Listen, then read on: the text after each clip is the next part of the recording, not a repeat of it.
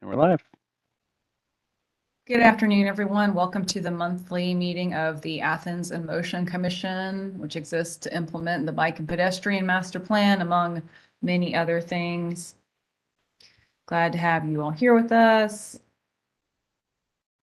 Whether you are watching live or at some point far into the future. Am I sharing my screen? Do y'all see that? There it goes. Yeah, now we are. All right, it's just a little slow. I'm sorry about that. I will be trying to hurry us along. I know we try and cram a lot into these meetings. So I might be sending y'all some private messages, and please hold me to that. So to start off with, Daniel, do we have any public comment on our proposed agenda? All right. And you all got the agenda this afternoon, so we'll have some housekeeping items, some chair notes, a lot of good news there, some discussion on our work plan and logos, and some voting, and then some major discussion. And some of these items, like they keep kind of getting kicked from meeting to meeting, so I'm going to suggest that we send them to committee. And then, of course, we have Todd's update from park planning and Daniel's numerous updates. And then, quickly breeze through anything from corridor committees and, okay, great. Yeah, all these wonderful grants. Daniel, I assume you put those in there. Nice. Yeah. All right, so it'll be quick. We're going to be like one of those super light, super fast bikes, maybe like Tour de France in today's meeting. Carbon fiber. Huh? We're going to be a carbon fiber bike. Or yeah. A bike without any brakes at all, actually. Perfect. Because that would just weigh it down. No brakes. All right. Velodrome bike. Can I get a motion to approve our agenda? Sure. Teresa making our motion. Can I get a second? I'll second. Second from Randy. Any further discussion? All those in favor, please say aye. Aye. Aye. Any opposed, same sign. All right, rolling right along to our first minutes that need to be approved. Thank you, Blaine, for sending those along. So we had our monthly meeting in May. We went through a lot. We went over time. Any corrections, additions to the May minutes? Look good. And with that, I will entertain a motion to approve our minutes from May. So moved. Right, that was that Mark? It was. All right. And I will second those. I think I'm allowed to second that. All those in favor, please say aye. Aye. Aye. Aye. Any opposed? And next minutes from our special called session on June 9th, which I could not attend. And but Teresa and Mark and Randy were there, as well as, of course, Daniel, Ronnie, Scott, and Sarah Johnson from Tool Design. So we were trying to remember who took these lovely, helpful minutes, and no one has come forward. So maybe it was Maybe Scott. it was me. Maybe I did it. Yeah, maybe it was you, Teresa. I just don't even know what I do anymore. It's pretty sad. But Yeah. Anyway, I'll take credit for it if nobody else does. Yes, if somebody please. else does, then I totally back off that. So, all right. Anyway. So, any additions, corrections to these minutes? I don't think so. No. With that, I will entertain a motion to approve, and we couldn't take a vote here because we didn't have quorum, but I will entertain a motion to approve these minutes from the special called session. I'll make a motion to approve. Thank you, James. Motion from James. Can I get a second? Yes. I'll second. Let's see, who was that? Okay. Okay, I'll let Randy have that. Randy, second. All those in favor, say aye. Aye. Any opposed, same sign. Great. All right, we are on schedule. So rolling into some housekeeping notes, commissioner renewal process. So Randy and Teresa and Aaron need to reapply to be on the Athens in Motion Commission, and that application has opened up. Daniel, do you have notes for them? Anything else you need or that they needed to provide? We are, you and I talked about the attendance record. So one of the things, if you're reapplying, we've built an attendance record to be able to see what all you've been able to go to. And we can just use the virtual meetings and the recordings, or the minutes to determine kind of your attendance. That being said, there are some meetings pre-pandemic, before everything was virtual, that I don't necessarily have minutes for, so we will make that work as needed.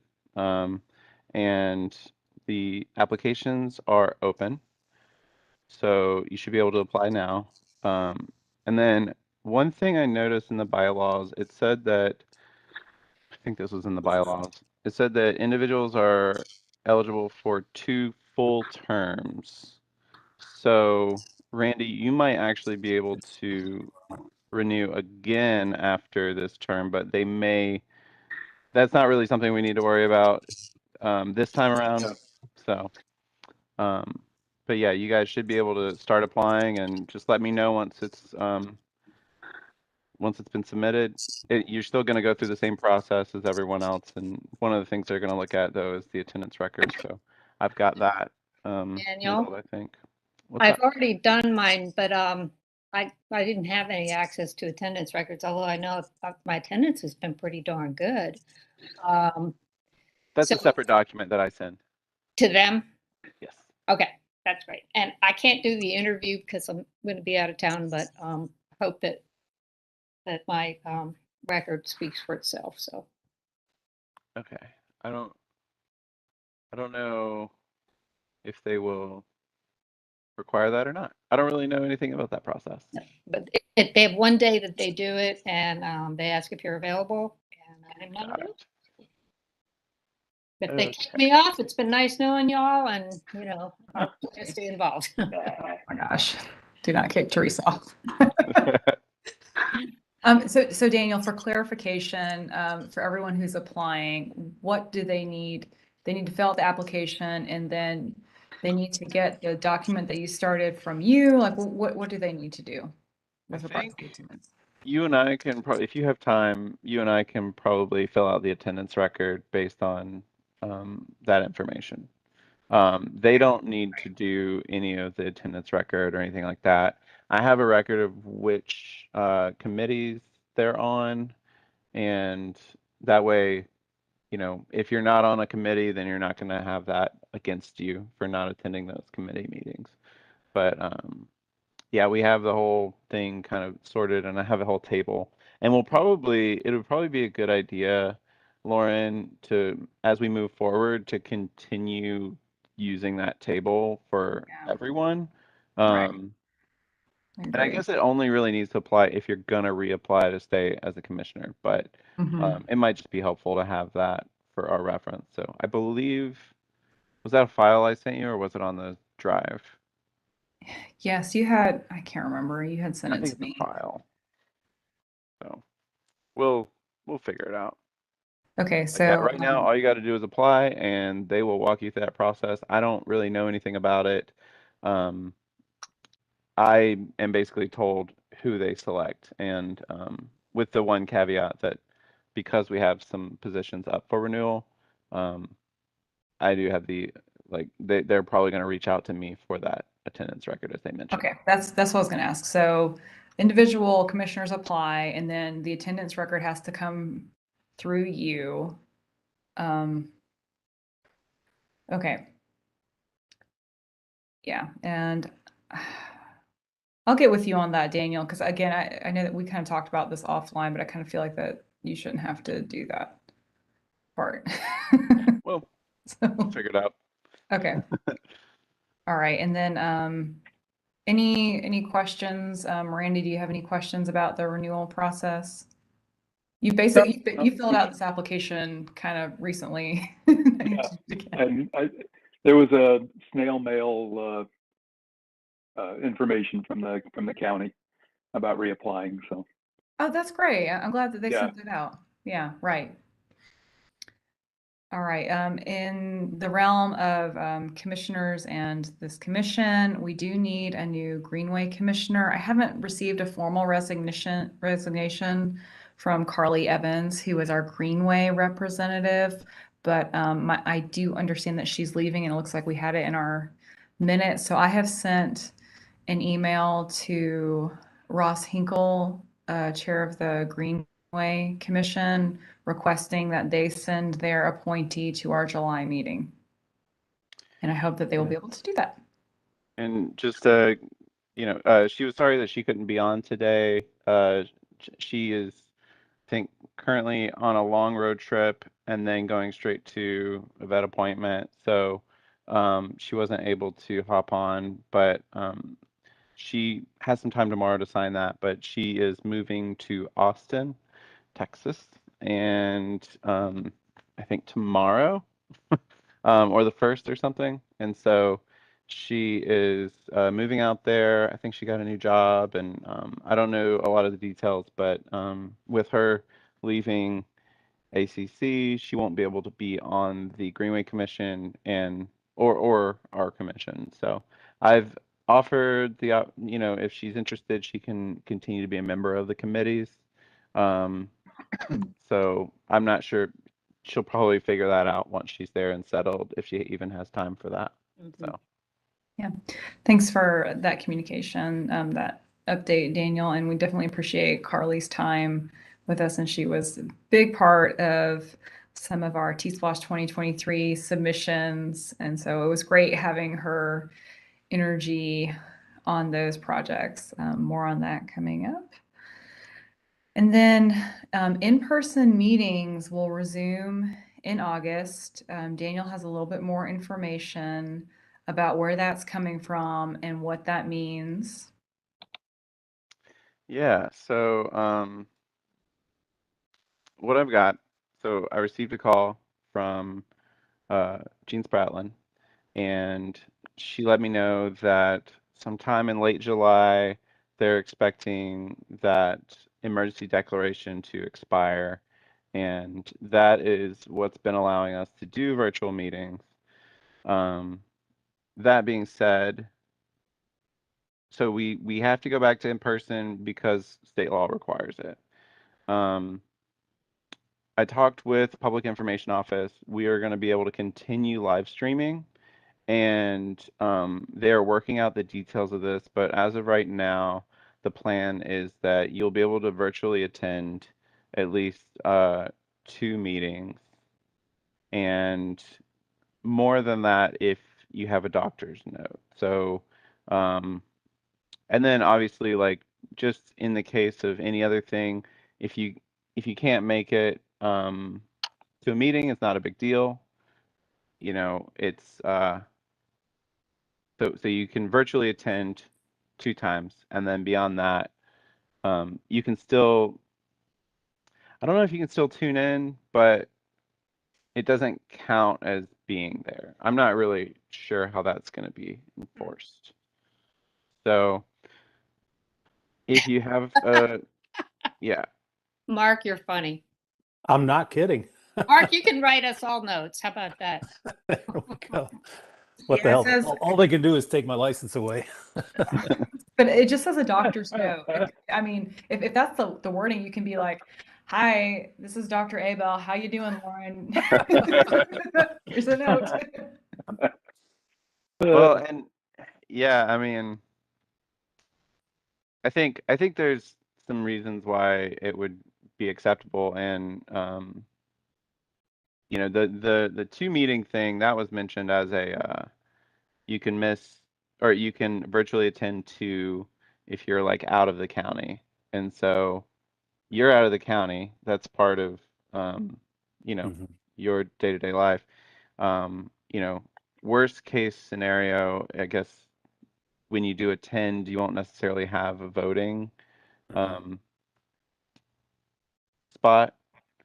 The one other thing here is that we are all still required to be in person, and it will be live streamed for viewers, but a quorum can only be met with in-person people. So That's hard. That's hard Yeah. for small. The state thought of, there's probably no one at Yeah. the state level that's interested in changing this, are they? I know it's like no idea. there's got to be somebody who's like, hey, you know, We've We're- learned we're absolutely, living as I was telling here. Daniel, we've learned absolutely nothing. Yeah. You know, but okay, all right, it is what it is. Yes, and we So- still, you know, you can still technically miss a certain number of meetings a year. Yeah. We'll see. Yeah. Right. But yeah, Sorry, we're- y'all late. Just had a meeting that ran late too. And with that, was going to say, yeah, I'm probably not going to be renewing my for another few years, because with this job, I'm down here in Waynesboro most Tuesdays and won't be able to attend. We filled out the meeting availability before. I think we all assumed that was for virtual meetings, and yeah, so I'm gonna have to drop off, unfortunately. Oh, boo. Oh, We okay. could, So- I mean, so that was for virtual meetings. This came out of nowhere. No, I know exactly. We so- all, yeah. I'm happy to resend that out, and we can look at availability, because I think there's a big difference between being able to tune in from your office at 4 and being able to like get in your car at 3:30 and drive over, or hop on your bike, or Thank you you. know, walk across campus. So yeah, there's a lot to figure out. There's a lot to iron out. They're still working out details. They're gonna our public info office is gonna get information out about this stuff, and we'll continue to learn more. Let's see. So the one thing they were basically like, if you are sick and you attend virtually, then even though you have the two options to attend virtually, it's probably best to go ahead and get a doctor's note, because those are free, and the just being out of town, those aren't. So, and then Let me kind of know. in that same vein, attorney's office is working on like a BAC orientation. That's something that I've even never had an orientation for, how to be a liaison for a board or commission. And so that'll be a recorded video that's sent out to new commissioners, and they'll be sent out to all existing commissioners too. I'm not sure what the completion date is of that is. They've been working on it for a little while. And then I'm also interested to get any thoughts on having kind of Athens in Motion specific kind of update to just get people up to speed. I'm sure it can be a lot to just get thrown into the middle of our meetings and chaos. Right. So I'm happy to do orientations, you know. Mhm. I did one for Carly virtually, and maybe somebody else, but I can't remember anymore. But she said it was very helpful. So I mean, I can do that, and I guess we can even do it virtually, since it's not going to be a voting meeting. yeah, and I Yeah, think that's a good question, Daniel. I mean, if we're not taking a vote, does the meeting have to be in person? You know, people I could don't- be listening in and discussing, and if Mhm. there's no vote, they're not present, but it's not counting against their 2 absences or whatever. right. And is this true? This is true for all of our committees too, that they have to be in person? Oof. Um, details to follow. I'm not Okay, yeah, I'm positive. sorry. That's a My lot. my thought is there are some committees that are better served to that we are considering them committee meetings right now, but in reality, they're probably just like work sessions basically, where it's like you get Right. together, like we're working on grant stuff. Like Mhm. that is there's 2 or 3 of us on that call, it doesn't really need to be a whole, event. So Yeah. if that means that our committees are suddenly not meeting, but like once a quarter in person, then, I don't think we're forced to have every committee meeting every month, you know. So the only thing is, our required monthly meeting. That's the minimum requirements. As far as how that expands into other meetings and yeah, I'm not really sure. Okay. Yeah. Okay. I guess we'll figure that out.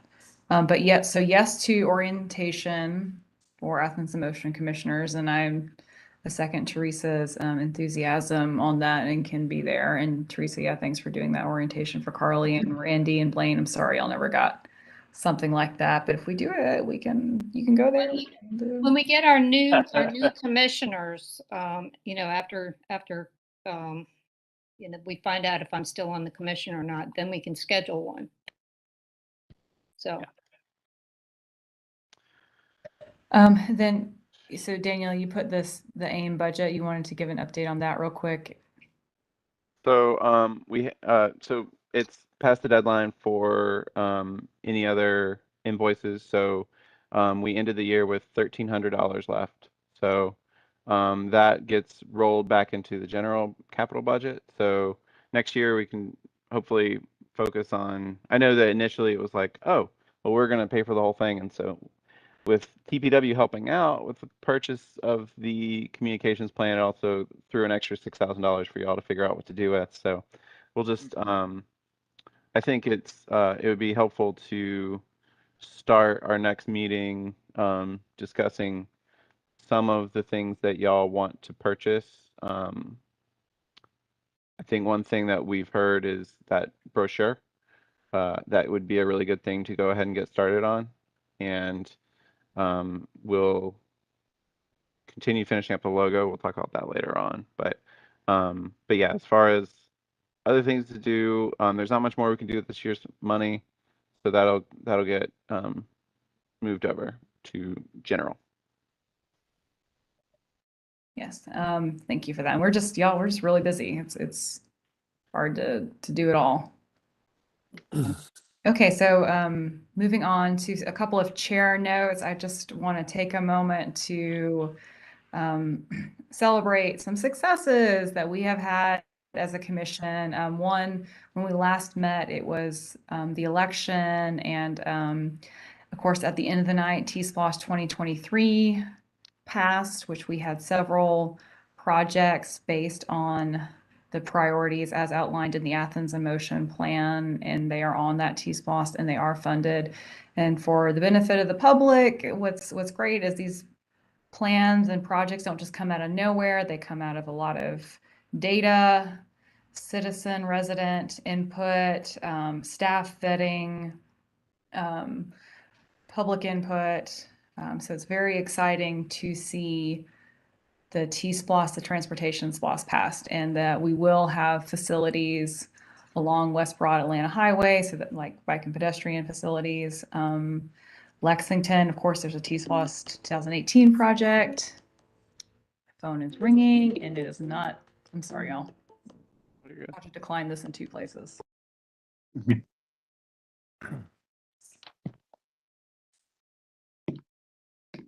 is what happens when your phone rings to your laptop. So T-SPLOSH passed. Thank you all again for your hard work. Also,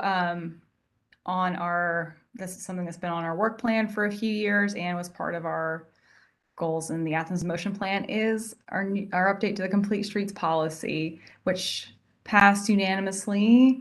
Appreciate Commissioner Thornton for making the motion there. It's very exciting, y'all. We can check that one off the list.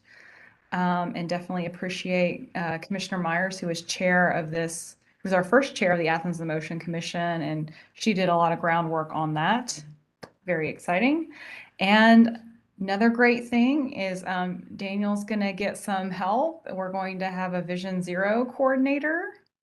And I've asked him to provide some or we're going to have some next steps outlined in the staff update. So just really wanted to take some time to celebrate the fruits of our labor. You know, we're on this commission, we're not getting paid. We really want to make a difference in Athens-Clarke County. And I love seeing this. You know, this is like triple threat. We have funding, we have policy, and we have personnel, and that rarely lines up together. So if you haven't had a chance to celebrate that, please do, because this doesn't happen every year. Many years of hard work here. Very exciting.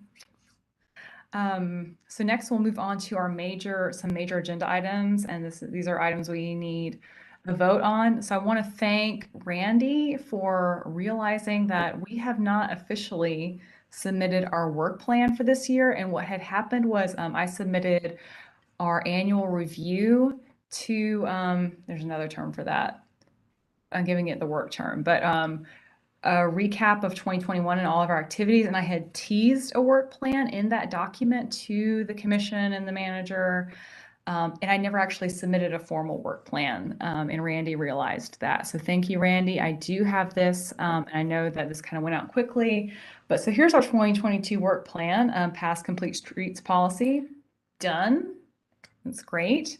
And then the policy and projects committee is looking at bike ordinances, crosswalks, and then we'll talk more about the Vision Zero resolution, which Daniel and staff have spearheaded, and Teresa's had a big part in that, and then the Athens in Motion plan updates. And as a reminder, our work plan does not encompass all of our activities.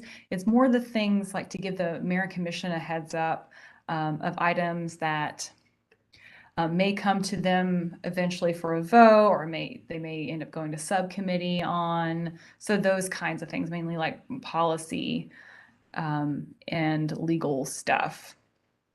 So any discussion on our work plan for 2022? Who's going to be taking the lead on the Athens in Motion plan updates? Is that a specific committee?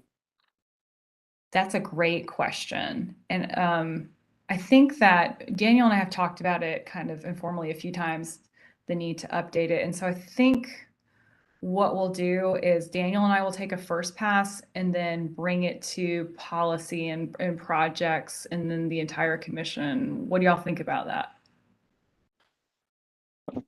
I think that sounds Fine with great. me, yeah. Mm-hmm. I have to excuse myself a half a second. And then we could do a couple things simultaneously too, because I do think it would be helpful to dive in deep on the data. Because one of the things every 5 years is we're really looking at our data sources and if we're going to make any changes to criteria and if there are new data sources available. So that could be something that, you know, we could also delegate out to the various committees as well. But yeah, I think great point. In general, yeah, right now it's kind of what needs to be updated, like what sections, what goals, and then what needs to be added, such as which goals were achieved. You know, the current plan only outlines future goals, but it doesn't talk about the achievements because there weren't any at the time. So it's kind of the second version of the Athens in Motion plan is sometimes a little trickier, or the second version of any plan, because it's more of a plan update where you're having to tell story, but not necessarily drive home the need for this is why we need a bike and pedestrian coordinator, and this is why we need an Athens in Motion commission. Yeah, Mark, you have your hand up? Yeah, I just had a comment, and I totally agree with the plan. That sounds great. If you need any help, or I'm always happy to help, but I think that's a great plan you have. The one thing, I'm trying to remember if this is specifically addressed within the plan, but a lot of other bike plans and will be pretty specific about if a roadway has X miles per hour speed limit, then you need a separated bike lane and so on. And to be because it seems like it's a battle we end up fighting every time, whereas it might be good if we could look to some of the, NACTO and some of the national and international guidance, because typically separated bike lanes are recommended above, in Europe, it's above 20, 25 miles an hour. Here it's above 30, maybe 35. But paint is, considered inadequate anytime the speed limit is over 30 miles an hour in most places. So Yeah. I'd love something more explicit in terms of guidance. So, what do we expect? If you're on a rural highway, then we would expect a multi-use path to the side of it. If you're in Prince Avenue, it'd be a separated bike lane. If you're on Boulevard, it might be a shared space with cars, and that might be fine. But something fairly specific that we could turn to and point to when we're having these, conversations later on. Yeah, that's a Excuse me. great point, Mark, and thank you for sharing like how it is in Europe, because I've been thinking about that too. Like, what's the level of comfort when, you're on Barnett Shoals and there's bike lanes, but the speed limit is 45 and cars are going 60. And Yeah, it's not even, well, level of comfort is how we've discussed it in the plan, but it's really level of safety. People have different levels of comfort. Carol Myers has a high level of comfort on Barnett Shoals, and that doesn't mean she's any safer than someone who feels less safe. Okay, because that person texting doesn't know it's Carol Myers versus me versus whoever, and so bless her heart for riding down that road, but I wouldn't. So anyway, I'll send you, if it's okay with you, I can send you some examples of other policies and other guidance that I'm aware of. Yeah, Yeah. absolutely. it'd be great. Yes, thank you, Okay, Mark. sure. Happy to do that. That's one of the things I was kind of curious about too, because if you look through, there's bike category, and it says buffered facility, separated, delineated, or shared facility. And I haven't been able to find anything that really talks about how that was decided. Um, and that's like one of the main factors. Like a shared facility Hmm. gets a lower score to your tiering, and then and when I say shared facility, it's a sharo, which I find it odd that some of the areas where we're saying, oh, this will be a shared facility, are in areas where sharos are inadequate and not recommended. So there's some things, it was kind of, I think it's a really amazing document for where we were, and Hmm. I'm ready to get it pumped up to what it needs to be, um, while Sounds we're good. implementing it as well. So Great. yeah, I'd Thanks. love you to send that along, and hopefully we can start breaking this into bite-sized chunks, because it says it's an update for 2023. I figure if we get going on that, that gives us till December of 2023 to get it approved. Great. Okay, so going back to the work plan, I'll pull this up one more time.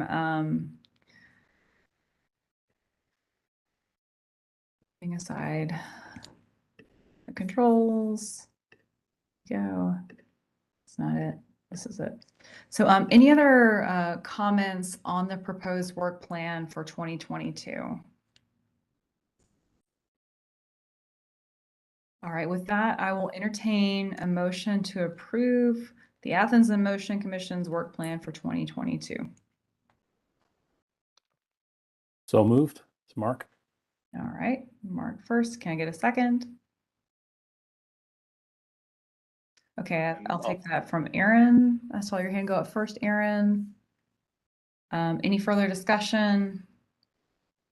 All those in favor, please say aye. Aye. All right. Better late than never. And we're doing the work. We just hadn't sent off the formal work plan. Great. Next item are our logos, the second round of voting. Daniel, you want to take it away? Do you want to share your screen or anything? Yeah, I'll just, I guess first question, did everybody get a chance to vote? Yes. Perfect. No one's gonna admit to not voting. I think we had 7 total responses. And this is like a really weird way of showing it, so I'm gonna see if I do this here. Let me get the other thing pulled up and then I'll share, because I want to get the logos shown as well. So with this second round of voting, is whatever came up on top, is that going to be our logo at this point, or do we need to, are we going to do a final No. vote?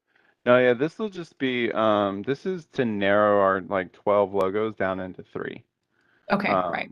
So, and then she's going to be able to focus on those to get, so this is basically, this has been open for a month and I just need to get the info back to her. Right. So, sorry, I'm trying to pull up the survey so that since it doesn't show the images in the results for some reason. Do you want to jump on to the next thing real quick and then we'll come back to this? Sure. We're going to be moving on to our major discussion at this point. So, and that's fine. We'll just go ahead and do that. So a couple of items, I'll go ahead and tell you what they all are. And so that way we can keep track and move on down the list. But one is the Prince Avenue pilot project. The other is safe routes to school engagement with the Clarke County School District. And then some items to potentially send to committee, like having uniform pavement marking on trails and lighting on our trails and multi-use paths. So probably highest priority is something that's will be implemented soon, which is a pilot project for bike lanes on Prince Avenue. And I should have linked the flagpole article because I feel like that was a pretty good summary. But Mark, do you want to talk about this at all? Since you're on the committee, the pilot? the Prince Avenue, yeah. Yeah, so the plan is to do a pilot. It was initially proposed from Pulaski to Barber Street, which we all felt was, at least the citizen members of the committee were pushing back a little bit, that we thought that was inadequate. The staff perspective was that it was adequate for us to see the impact, because that's the tightest or the most critical part, that would be adequate to see the impact on traffic. Our concern was that the perception of the public might be negative because it's such a short section, people aren't going to change their biking and walking habits necessarily, and it's not making the entire corridor safer. I think some members of the commission have asked staff to look into a full 3-laning road diet from Pulaski to Millage. So that's currently being investigated, whether that's feasible or not. And yeah, so there are, I think, positive impacts for safety for drivers who will be going slower, for pedestrians trying to cross who will now have refuges and only 1 lane of traffic in each way to cross.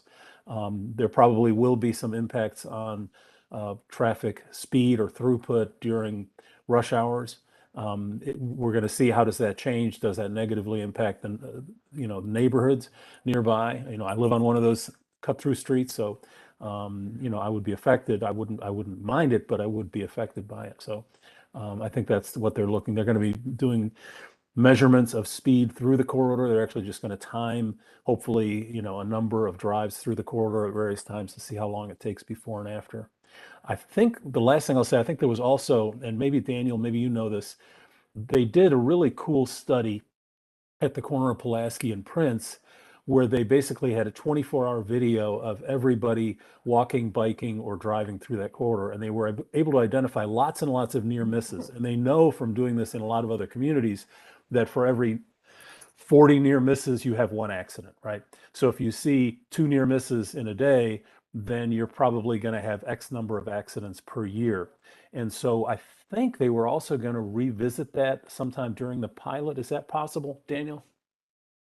I sort of heard that, and then I didn't hear it confirmed. we are doing a pilot.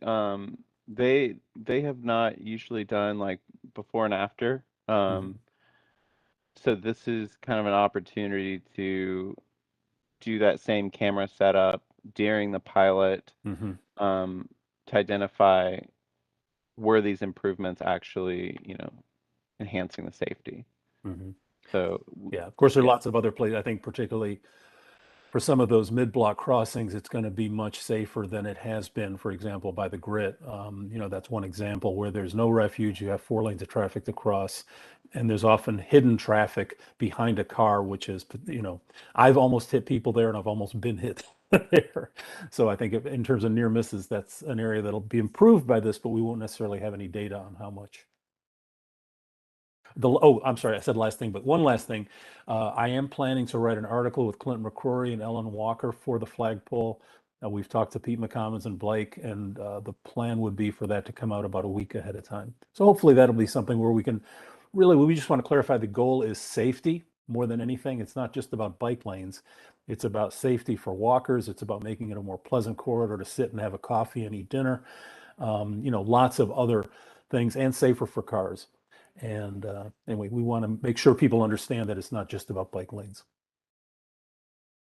Yeah, I think one of the things that a lot of people don't realize with 3-laning is with that shared center turn lane, you're not having to switch lanes, and potentially, like, if you're trying to go around someone and then someone stopped and is turning left, you're now stuck behind this person. That doesn't happen as often with 3-laning because you've got that center turn lane to be able to pull into. And so it should allow traffic to keep moving, and then, you're not going to be having as many people zipping in and out trying to, get up and around. And occasionally you'll have that, but yeah, that medical complex is a place where that always happens. Prince 100 Prince, there are lots of places where you see that, and that's that's where people make last second changes of lanes and potentially hit folks. And so, yeah, great point. So all right. So great, Mark. I'm glad to hear that you all are getting a letter together. So the commission is expected to discuss it, approve it August 2nd, and it will be implemented in September. So I'm wondering what kind of response, what kind of items we want to have come forth from the Athens in Motion Commission itself, educational materials, something like that. We've got a little bit of time, but not a whole lot. So, I'm wondering if this is something that we could ask the Education and Communications Committee to take a look at in your July meeting, or and come back with an idea. I mean, you have the communications plan. Maybe there's some approaches that way. Oh, Teresa, what do you think? Oh, you're muted. Sorry. I think that's a great idea, because, we do want to have some way of letting folks know that this is a pilot program, and, give them an opportunity to give feedback or ask questions. So, perhaps some signs in the immediate area, maybe some other ideas that people can come up with for publicizing it. Yeah. Yeah, I'd love if y'all just kind of brainstorm some stuff. I mean, and maybe I'll try and sit on that. I mean, it's a very educational experience to sit in front of the grit, and maybe if you just take a camera, Yeah. just like have a cell phone camera, and you see all the bikes coming by, and then all the quad cabs, and they're just feet away from you, and it is terrifying. So maybe we can do that and also show how that experience changes during the pilot project. But as much as we can get ahead of this, in multiple ways, as much as we can help educate people about why we're doing this and the benefits, I would just really hate to see something like this pilot project get derailed when we have been wanting facilities along this corridor for decades now. For like more than half my life. Right. It's too long. That's too long. Yeah. I love the before and after video idea. I think that's Okay. Yep, and that's pretty simple. I mean, that's, I'll make a note of that, but that's just sitting at the grit. Sitting at the grit. or Hendershots or the burger place. Yep. Especially the great thing about those tables at the grit is they're right in front, and they're so close to the road. I mean, I'm glad they have the little side street area cafe. But it does get a little scary. Okay. All right, so do you that's want me to good. hop on logos real quick? Yes, You can let's go hold ahead on and if do you that. want. Let me see. Yeah, we're starting to run over time. Yeah, let's go ahead and go back to logos because that's a higher priority. So let me know when you can see the screen. Mm-hmm. Cool. This was option 1. 28% didn't like it. 57% liked it. I'll just say numbers. 2 didn't like it. 4 liked it. 1 wanted to remove it from consideration. Option 2, 2 didn't like it. 5 loved it. Option 3, 4 didn't like it. 1 wanted to remove it, and 2 liked it. 4, 1 didn't like it, 5 liked it, and 1 loved it. 5, 2 didn't like it, 4 liked it, 1 loved it. Option 6, which I guess this is like yeah, okay. 2 didn't like it, 3 liked it, 1 loved it. This is 7, 4 did not like it, 1 liked it, and then 2 removed it from consideration. 8, come on. 8 did not, 8, 4 didn't like it, 1 removed, 1 liked it. 9, 4 didn't like it, 1 liked it, 1 loved it, 1 removed from consideration. 10, 3 didn't like, 2 liked, 2 removed. 11, 4 didn't like, 1 liked, 2 removed. 12, 5 didn't like. So what I'm seeing here is we've got 3 that kind of came out on top. And I believe they are this option, option 2, option 4, and option 5. Is that agreed among everyone?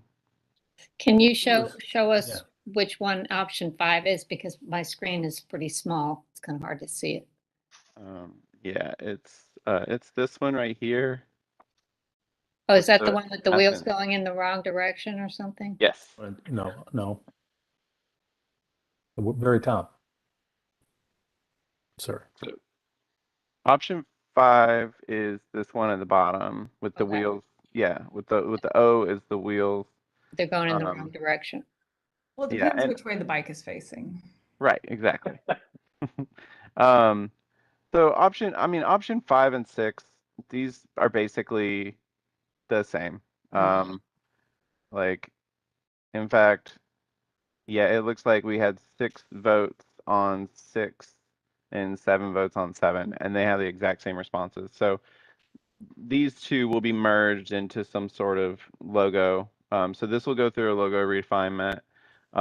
This Athens in motion with the arrow that continues through from motion up into in, that'll go through refinement. And then the logo with the icons right here, this will go through some refinement.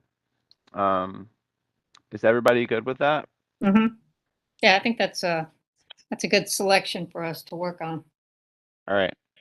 So those 3 will be the ones that move on, and we will get more information, and I will come back to y'all again.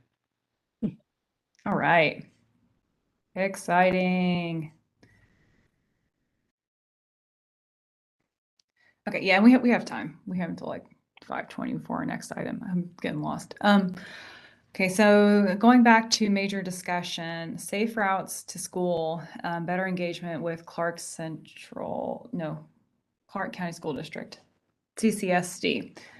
Another item I was thinking of sending to committee. So we had, if y'all will remember, we had Patty Pittman come by and talk to us about safe routes to school, which is really, we put the safe adjective in front of there, but we do mean like a route to school at all. And it is part of our plan to facilitate those.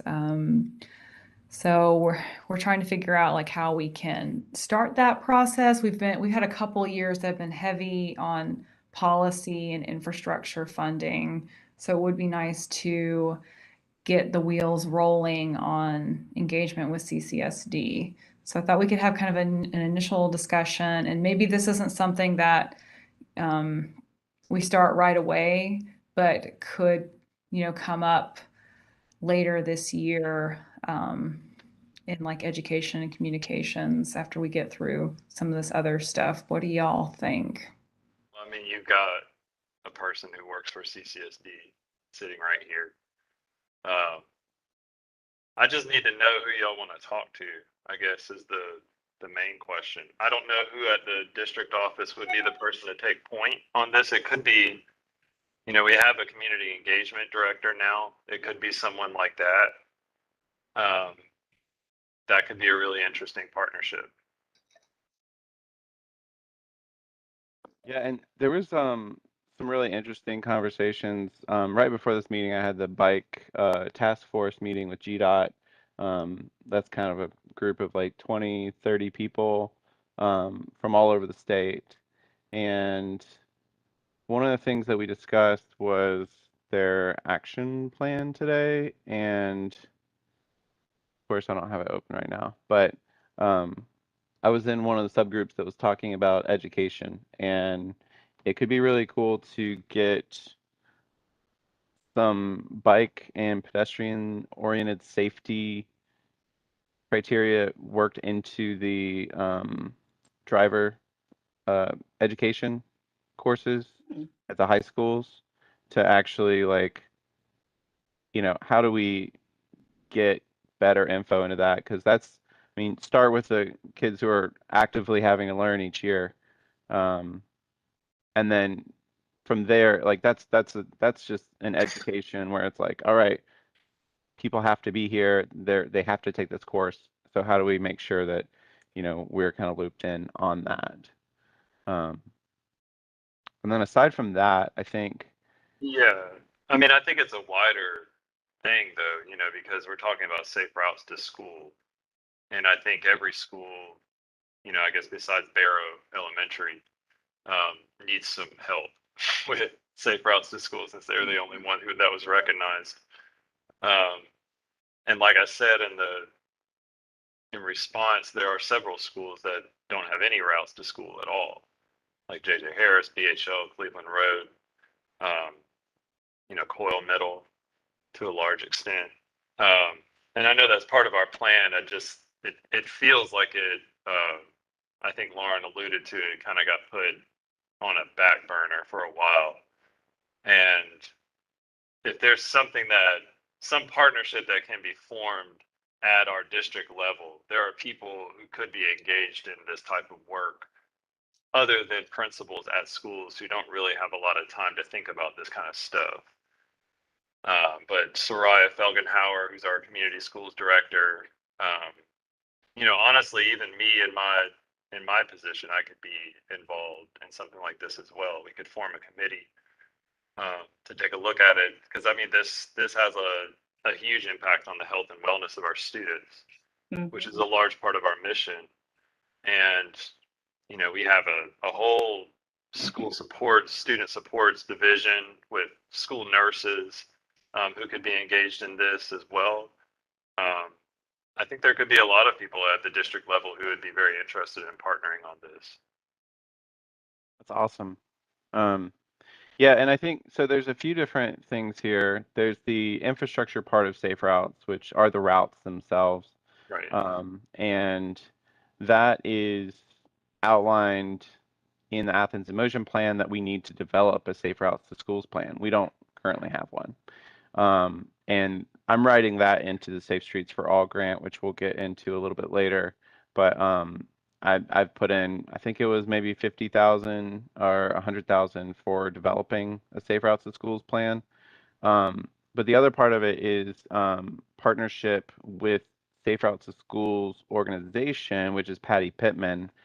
And what you saw with the gold level, that is purely through engagement. It might not be that Barrow has the best and safest routes. It might just be that that is the school where the principal reported more stuff and had more hosted programs. And so I think I love the idea of getting involved at the district level because, like you said, Safe Routes to Schools, organization, they really rely on principals responding and they're dealing with the on the ground, like what's happening right in front of them in their school on that day. So it's really hard to expect them to be able to do this extra stuff on the side. I really like the idea of that committee, and I'd love to maybe we could find some ways to set up some if you want me to come in and speak with y'all and work with y'all, I'd love to do that because I think CCSD in general, it's probably the same way that they look at ACC Gov and they're like, what is that headless, or the faceless organization? Um, so Right. Okay, yeah. so what does this look like going forward? Because while I like the idea of a committee, we only have so many members at this point.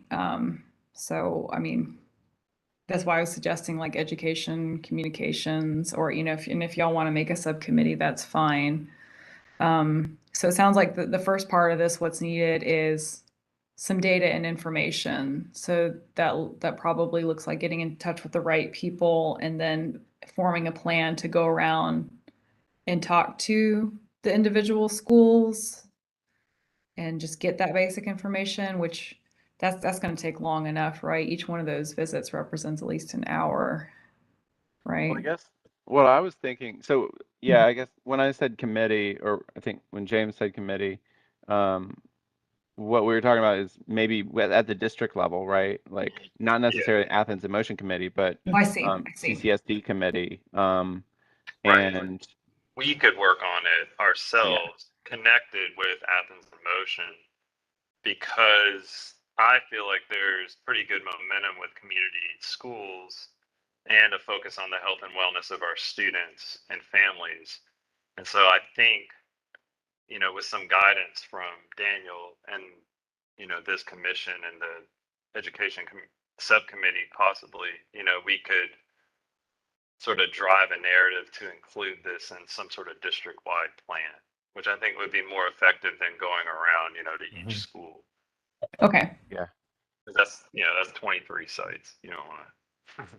Yeah, that's yeah. a lot. I think that sounds As far great. as data goes, I actually like in preparation of our application for safe routes for schools, I we basically created a buffer around every single school and we identified all of the sidewalks and sidewalk gaps, and so we have a fairly good assessment of we have the foundational data for what's needed to really identify kind of how we're going to fill those gaps in. Yeah, It's really I'd love just to see yeah, the specific data.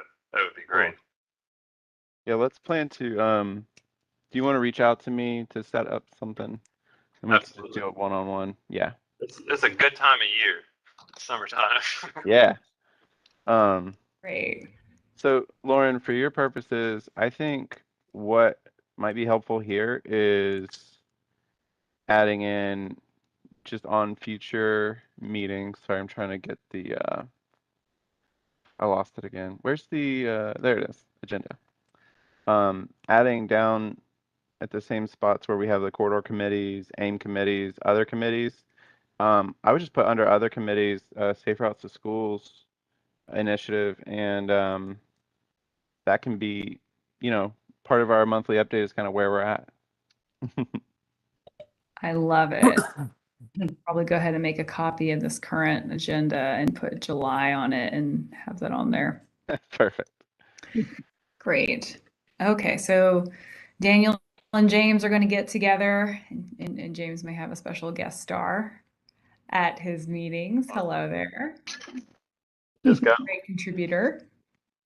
So y'all are going to get together and kick it off and let us know how it's going and what you need. Yeah. I would love that. At one point, all of our schools, there were enough schools where kids could just walk to them. And then, Those were the days, let me tell you. yep. All right.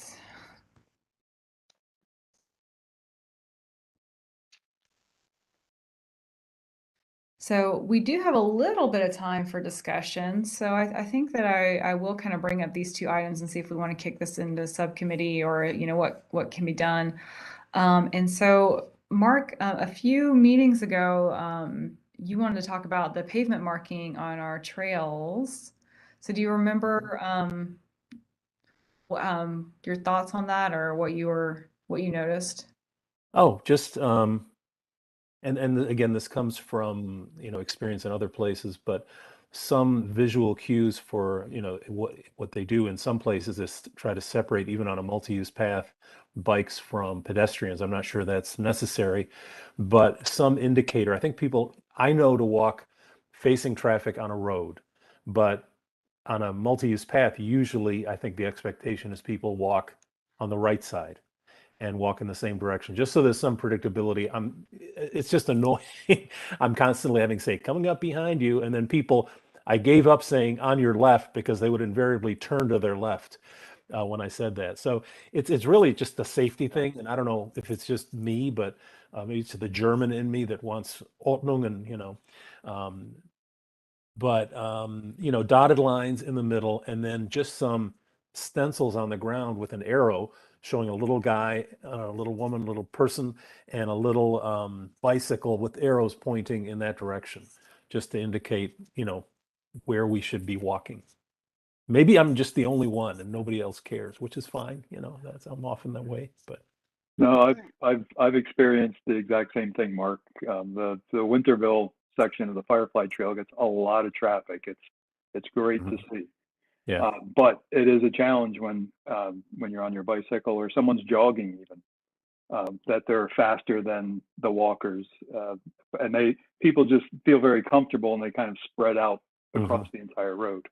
So yeah, I think it would be a good idea. At least something, you know, and people will, you know, what I have noticed over the last 2 years during the pandemic is more people got out there who were new users. Over time, it did seem to get better and people sort of learned over time. But, you know, this is a city, Athens, of new people every year and new users every year. And so, you know, I think it would be inexpensive. It'd be nice if it was consistent across all the multi-use paths, whether it's Firefly or Greenway.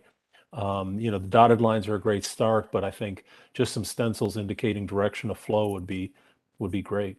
And get rid of the stop signs on the Greenway.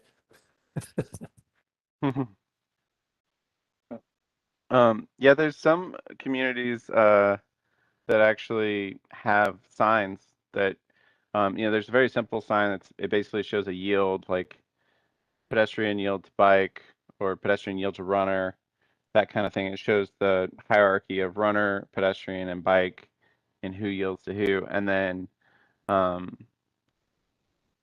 I've also seen where it's like, bike yield to pedestrian is what it says on ours, I think.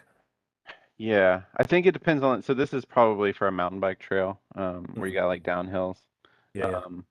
But one thing that I've seen on some multi-use paths is kind of that, just these signs every now and then that inform people what on your left means. So like it's just call out on your left when a biker's approaching. Suddenly all the pedestrians are seeing the signs and then they know when someone says on your left what that means. So Todd, you got anything in the works for that? I know you haven't really been working on enough signs lately.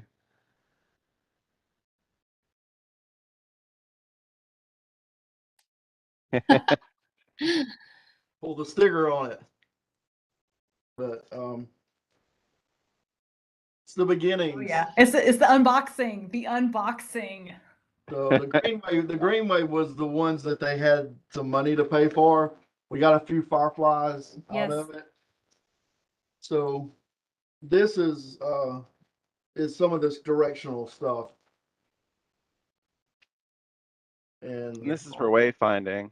Yeah, and That's it's not what satisfying. Mark's talking about putting it on the ground, but this is some signs that we're beginning to about to start rolling out with the directional. We will have, like this right here says to Firefly Trail. Some of them are say to Dudley Park. Some of them will say to UGA with the arrow pointing directions. Some say to restrooms. Some say to, other amenities, to parking, that kind of stuff. And so it's going to help guide you where the trail starts getting a little um, hard to understand which direction to go. That's what these will begin to do. And then, like I said, later on this summer, well, hopefully this fall, the bigger ones that'll start showing mileage and that we've talked about will start coming online. We've hired a intern, and that's mostly her job this summer is to develop a lot of this the wayfinding points, locations, the mileage. Like if you're in Winterville, how far it is to Dudley Park or UGA or that kind of stuff. So and we've shown y'all those in the past, those flag light signs. So, but we have some of these for the Greenway. We just have to get them installed and the Firefly. I see And what you just posted there. The what now? Dan just posted something in the chat. yeah, I posted and I can share real quick. And this is, I think it can work really well with the wayfinding. Let's see if I can zoom in. This idea of like showing where the bikes and pedestrians, and you can kind of have them on the right and left even. And the arrow, is there an arrow there? It looks like there's kind of a faded out arrow in front of it. There's one I saw. So this one, you can kind of see the arrow. It's a really small picture. Let's see. Well, this is going to be a whole document. Yeah, there's kind of an arrow there. There's other ones too that show. Let's see.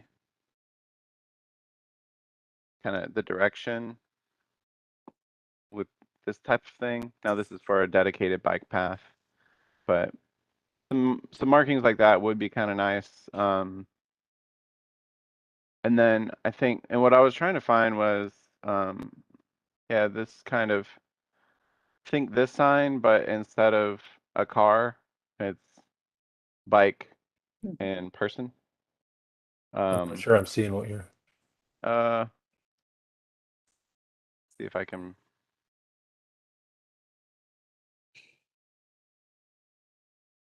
Can you see this picture over on the right? It's slowly loading. Oh, okay. Yeah. See if I. Okay, bike left, car right. Yeah. Yeah, in this case, I mean, it could just say walk and bike on the right. That's all. I think that's understandable. Yeah, and what you could do is like walk and bike on the right, and then, bikes pass on left. Mm-hmm. Right. I think the passing would be important. Yeah, I agree. Yeah. So, because I agree. I mean, there's been a lot of times where I'm on my bike and I've literally had to call out and be like, "Hey, please move. You're No. blocking the whole trail." Every single time I ride, it's multiple times. Yeah. And then the pedestrian was just kind of like, ugh, like how rude. And then my mom was riding behind me and she ended up stopping and getting off her bike because it made her really nervous. And she's like, and she apologized profusely, which is, I guess, the difference between me and my mom.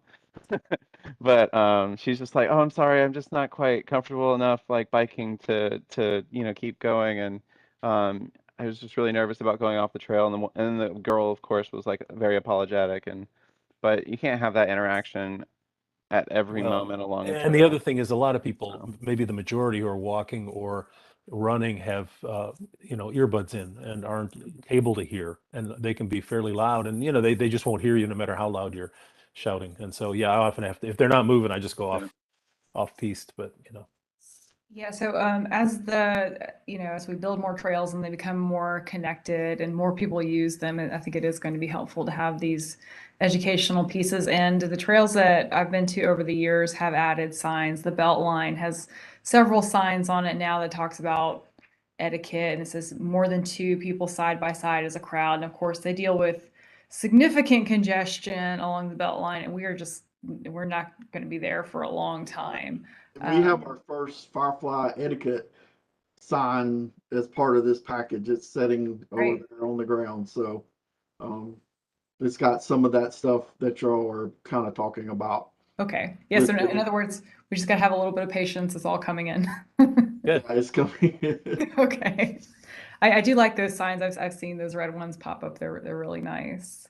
The last item related to this, then we'll go over to Todd for a full update, is lighting along our trails. And Daniel and I and TBW staff, leisure services, Georgia Bikes, and Bike Athens did a ride a while back, and this came up for discussion. We don't have any lighting along our trails, and of course, in Georgia in the winter, it gets dark at 5:30, and people don't just stop working at 5 o'clock in the winter. So there's a couple of reasons why there's not currently lighting. A couple of things to overcome. We had some good discussion. Daniel, you want to talk about this right now? Do you remember? Yeah. I want to start the conversation and get some things rolling on this. Yeah, I think it's we've critical. spoken with I met with Alex over in Leisure Services, and TPW staff met with Leisure Services staff to talk about that, and we put him in touch with our utility coordinator. One of the main things is that Leisure Services pays really a lot of money for lights, and we pay Which a lot was less. surprising, right? Like that's not And something people would expect, right? That they paid so yeah, much more. yeah, and we looked at the utility bill and it was like, oh, that's weird because we have this agreement where we just pay basically a flat maintenance like slash subscription fee. You know, it's like Netflix, you know. You get the light and it also covers all the power that it uses and maintenance of it. And that was not what they had over in Leisure Services. So I I don't, remember working. I remember working for the Greenway and being astounded by the budget for lighting, especially yeah. since I think I come in too. They don't do that much on the on the Greenway as it is. So Yeah. So at our next TPW staff update, I sent over, I know one of the main concerns that people would have on the Greenway Commission is lighting and wildlife. There's a lot of different ways. There's something called bug rating, which is basically reducing uplight glare for wildlife. There's, you know, timers where it's like on until a certain point. But all of that to say, the utility coordinator, Brad McCook, he's working with Alex on that, I believe. So that's kind of the first step is how do you get their budget taken care of where they're paying all this extra money for lights. You know, step two would be how do you get lights out there? Now the stance that we were always told in leisure services is the facility is open dawn to dusk. That doesn't really work as we get into these are major transportation routes, and if we're gonna be, you know, we don't close the roads like after it gets dark, and we don't do that on sidewalks. So really, what it comes down to is a safety thing and you know visibility. So I think some things that it would be, I don't know exactly if this stays within Athens and Motion Commission or if this is a staff thing. I mean, a lot of it comes down to funding, and some of it might just be based off of the future ones that we're installing, like Cherokee Road and all of our multi-use paths that we're putting in from Transportation Public Works, and you know, getting those with pedestrian lights. But Todd, for y'all to start doing lights, that would be a director decision, right? Yeah, that's director level. And also, you know, a lot of people, when we are putting the trails in, argue that they don't want people in their backyard, you know. And so it usually gives them a level of comfort that there won't be any lights and people won't be coming in their backyards. And then I'm trying to dig up you know, our easement. I'm curious to see if that easement agreement has any kind of thing about lighting in it. It probably doesn't, but I'm just kind of curious if it does. You know, that we have all the easements for the Greenway and the Firefly currently in place, and so um, I'd have to look. Yeah. You know, the big thing I think is keeping in mind that the Greenway is a conservation-based trail, so we're going to need to make sure that there's a standard of light that is acceptable for wildlife conservation. That's kind of the number one important thing for them. And I think there's a few things that we can do to also enhance select corridors. So figuring out which sections of the trail are maybe more used for, you know, Yeah, going to and from work and which ones have a higher use. I think if we can get access to better data, then we'll have a really good picture of where those higher use areas are after a certain time. We do have trail counters, so that might be something worth exploring. Um, so I know that Leisure Services is slammed right now with summer camp, but maybe that's something that we could kind of break out and have a conversation. You know, if we can look at the data that Rose has, then we could identify where are these higher priority. I mean, honestly, we all have used the trails, I'm pretty sure. So if y'all have ideas of like the higher priority areas to have lighting, like what's your tier 1, 2, and 3? Um, you know, for instance, the old Greenway going from the trailhead up to Sandy Creek Nature Center doesn't really need lights because that destination is a leisure services facility that is also closed. So that wouldn't be as high of a priority to put lights along there. But if it's connecting down towards, you know, Dudley Park and where North Avenue is and social services and all that kind of stuff, then maybe that area does need them. Or if you have a park and ride at UGA Park and Ride that connects over to East Campus, you can't expect students to not be out after hours. And I know that there is agreements that we have from Transportation Public Works with UGA for covering the cost and maintenance and fees of the RFBs that are on campus. So I kind of see that could be a really cool partnership between UGA and like Leisure Services to be able to cover those costs of lights. Do you have thoughts on that, Blaine? Oh, you're You muted. muted.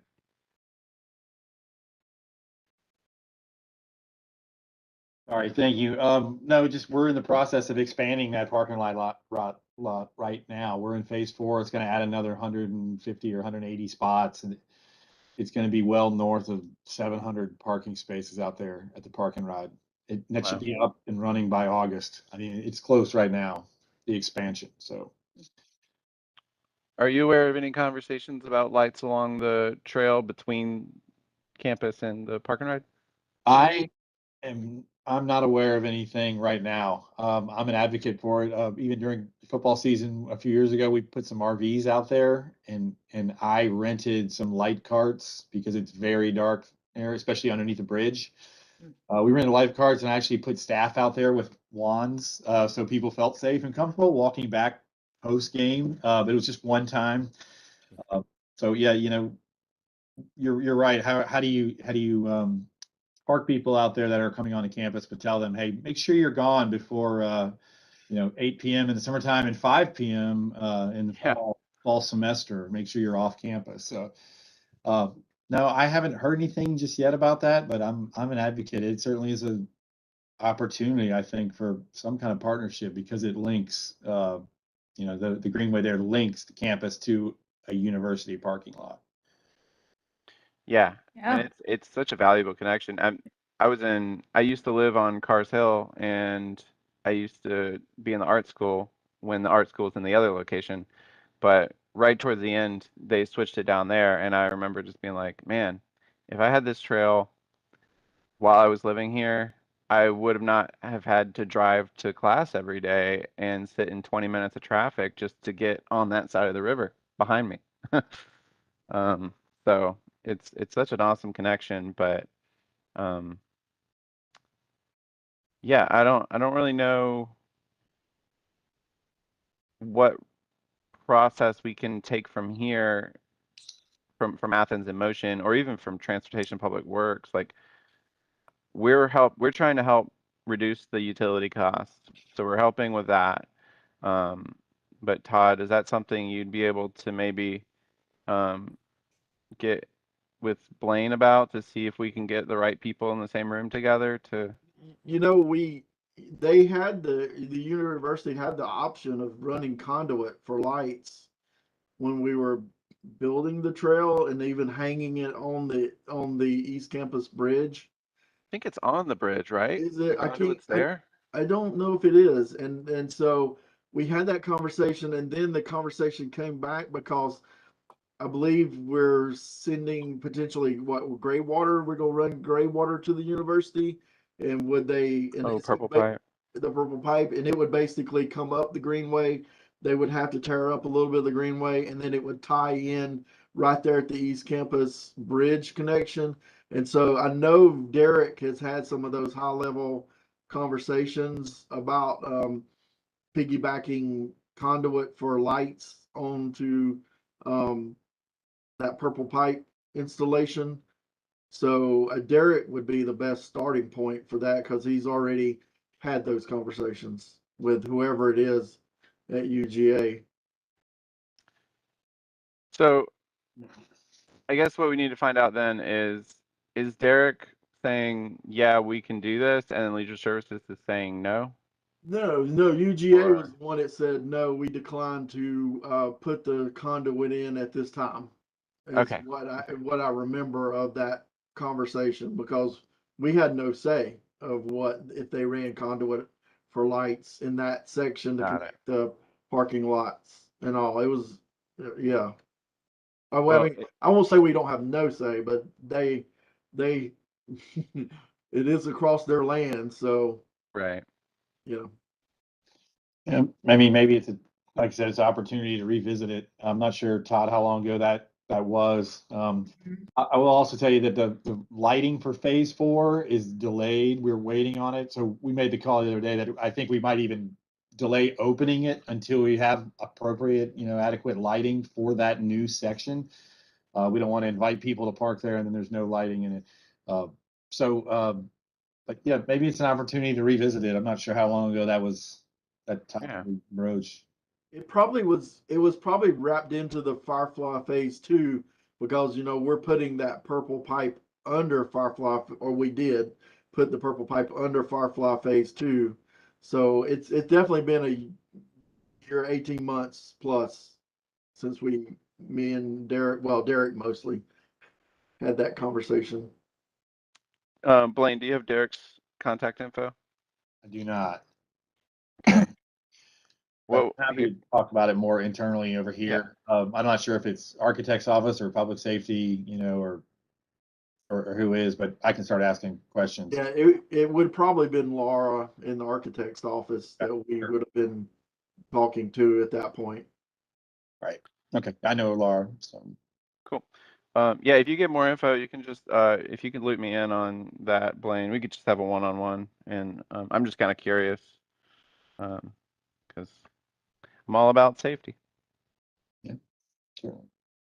Yeah, thanks for this information. I know that we're kind of going a little bit over, but I feel like there's some important discussion and figuring stuff out that's happening here right now that is going to be help get the ball rolling on having some lighting on our trails.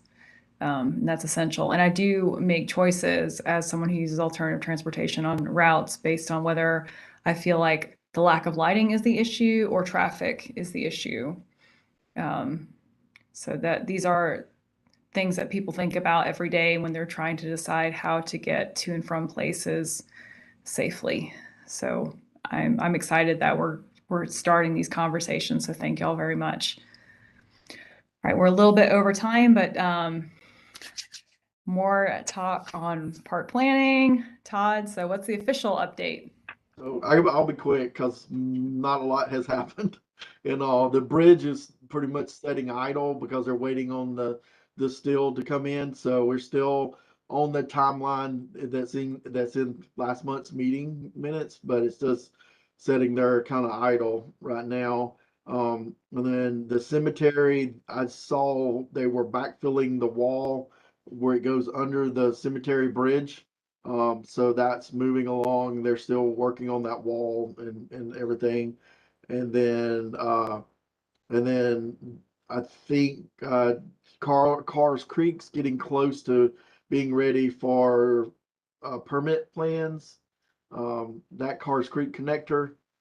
And then I believe Derek said April 2023 is when the Oak Street Bridge DOT project goes to bid, and that will be the connection between Dudley and Easley Mill. So they would start that process is moving along, and then Firefly 3, Derek is still getting easements on it. So that's, I believe, all of them, correct? Yeah. I'm gonna try to pull it up to show which things are where, because I know. Is anybody kind of confused on which one's which? Yes. Yeah.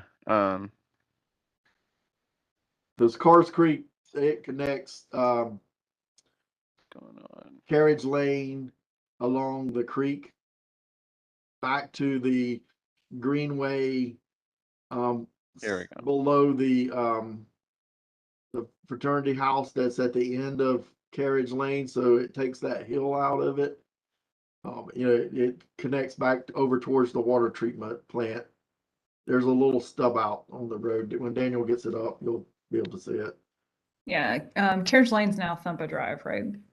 Yes. Thupa Drive is the actual one of the spur Oh, I see.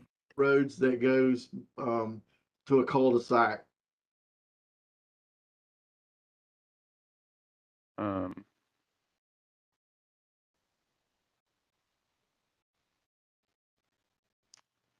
Do you know if there's an issue with the data right now, Todd? The internet's been down and all the our I thought this was hosted on Arc Online. Yeah. Well, I can show you. I'll zoom into it. So right now, you can kind of see this. Let's see if I can get to aerial. Nope. Okay. Is this hard to see? Yes. Oh, there we go. Okay, so this section right here. So this is the Greenway. This is the UGA Park and Ride here. This goes down along the river, and it kind of stubs out right now, and then you can go up to Carriage Lane or Bailey Street. So this is going to be under construction soon, and that goes across Cars Creek here, and then it runs up along it. And I believe there's going to be a parking area trailhead. Is that right, Todd? Yeah, if we have plenty of extra money. Yeah. If it So yeah. that's one of them. And then the next one he mentioned, cemetery section. That's at Oconee Hill Cemetery. Yep. Filling in this gap. Mhm. Yeah. And so then it's the trail sections are pretty much done. It's just the going under the cemetery bridge that they're yeah. gonna finish constructing. And then this is the underpass under the GDOT bridge on Oconee Street that'll continue from that section straight into Dudley Park. And then this is the bridge over Trail Creek that's currently under construction, that's on hold. And then I'll go ahead and do this one. I just finished writing a grant Todd helped me out with that, and got some help from a few of you and a few other people for $2.3 million from TA, Transportation Alternatives Program, through GDOT. So this would fill in from Dudley Park along the side of the river and connect up here. And then that would leave, we have some money from T-Splosh 2023 that we use as matching for that. And that money could then go to expanding this connection to bring it under the bridge. If we get the RAISE grant, then we'll be able to partner all that together and basically do some really cool stuff along here to improve all of that. That's just such a critical linkage. Yeah, it's been so important. And that is the last gap in the contiguous trail system.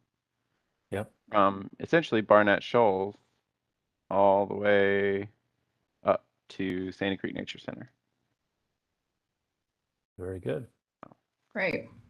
Yeah, So thanks for pulling that up. Yeah, just quickly with regards to the Firefly Trail on the last section there, is there any particular areas that are having the challenges with getting the easements? And There's a handful of people that they're identifying as they're to get the easements, but Derek's working on it, and so they feel confident they're gonna get it. It's just like some of the it's just like the subdivision where Taylor Lane and everything is. It's a conservation subdivision, and it's right there where Daniel's Kircher is. And the developer, I believe, went broke or something like that, and so there's nobody to sign the paperwork. So they're having to go like through the process of creating a homeowners association and that kind of stuff. Wow. I believe to make it so that they can sign the agreements or somebody can sign the agreements is what they're this is the hoops they're having to jump through. okay, just trying to see if there's anything that anyone can help with here to move this project along. Yeah, now Derek, his goal is he would love to get all these easements in front of the current mission before they are out and all our agreements is what his goal is and everything before, because they're the ones that have been through the whole process, and so he just feels like it'd be smoother if it can get it to that point is his goal. Yeah, no, I agree with that. It's a lot easier to follow through with the current commission than there's a lot of onboarding that has to be done on projects if they're halfway completed. So, all right. Yeah, Any but other? we now got funding, so there's that Yep. coming soon. Yeah. Yeah. Okay. Gonna be more pink lines everywhere. Yes. Todd, thank you for that update. So Daniel, we have about, I'm sorry, we have about 12 minutes. be- Like, we might I'll be need, as fast as I can. yeah, we might need to do more meetings. But I kind of went through and I'm going to share the screen real quick and just kind of highlighted some of the big things that you need from us from this meeting, like a special called meeting for Barber Street in July, and that you're asking for help with data collection, but for bike-friendly community stuff. But I will kick it over to you to prioritize what you most want to talk about in the next 10 or maybe up to 15 minutes or so. All right. Speed version, Yay Vision Zero coordinator, specialist, whatever you want to call it. We're working on getting that posted. If y'all have any ideas of where that can be shared to, like listservs and stuff, now's the good time. I've sent what I know, but yeah, that preferably like a transportation background. That'll be posted pretty soon, and we're just hoping to get that hired ASAP. Vision Zero resolution is kind of the logical next step there. We wrote one. Thank you, Teresa. and Lauren and my intern Autumn. We put one together. We did find out that it is not mandatory for the Safe Streets for All grant. You only have to have 4 of the 6 criteria, and that was one of those 4. So we have 5 of 6 already. It would just be a 6 of 6 if we can get it passed. But either way, even without that, it makes sense that we would do the resolution now that we have the position, because that really moves towards, you know, getting to be a Vision Zero community and having an action plan. From there, I know there's a question about Cherokee Road. That's basically on hold until funding is identified, because it was originally voted to be plan only. Now, the weird thing here is that you can't really do that. There's been other communities that have been sued for only doing plans and not doing built projects with SPLOST dollars. This is part of a larger project that is actually building stuff. So Right. I would think that would be yeah. okay. So, but we do want to try to limit this type of action as much as possible. So, with some of the new 2023 SPLOST funds, you know, that could be something that comes back up as, you know, all right, hey, we have these plans ready to go. We could also, there's other grants that are opening up and we could apply for. So, we're not just putting it on a shelf to leave it, but we are putting it to the side of the desk while we work on all the other stuff. Barber Street, I need a special called session with you guys for July. We are gonna get, so we need to schedule that today. And then we're gonna show you guys the matrix, the consultant presentation, and the concepts. And then there's some safety analysis in there. It's really cool information. That same presentation that you guys will see. So you guys will see the presentation at the special called session, and then we'll have the vote at the July 25th meeting. That'll give everyone time to digest it. And then that same presentation would go to Mayor and Commission with revisions based on y'all's feedback. We are looking at an August 2nd to 16th for public input.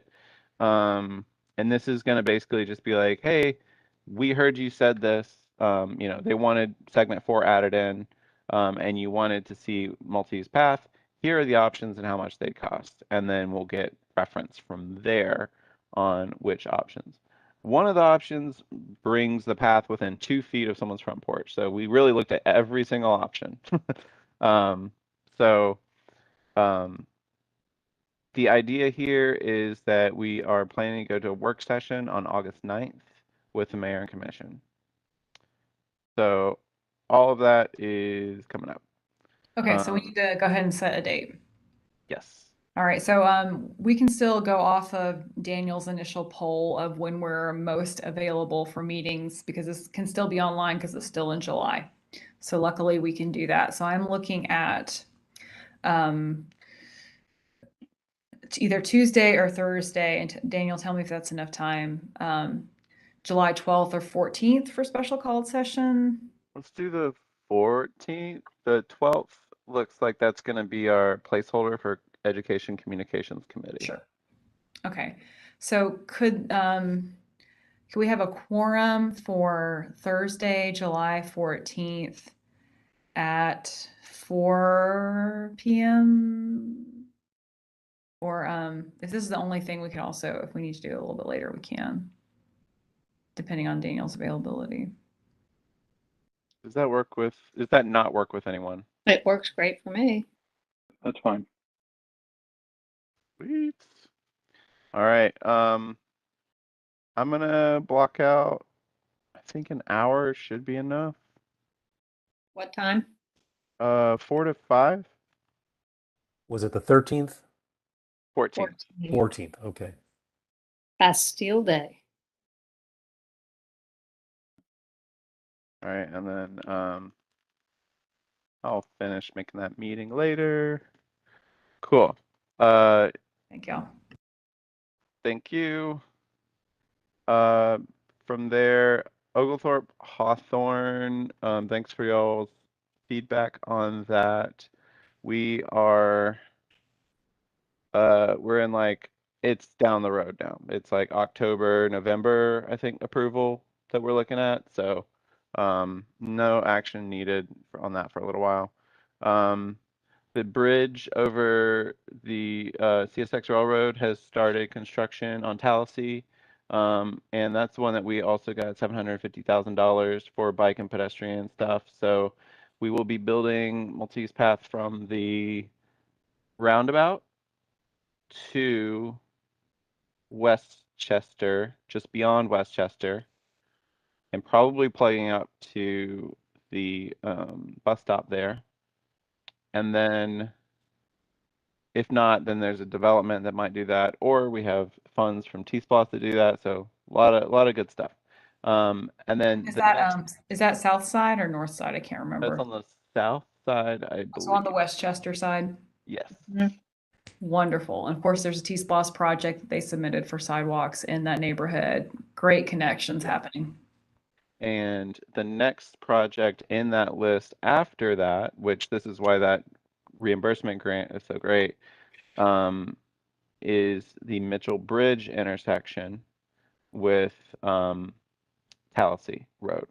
And so with that, I'm pushing for, let's go ahead and pick up the multi-use path where we just left it off at the bridge and bring that on down through the intersection and take it under the bridge and to the bike lanes.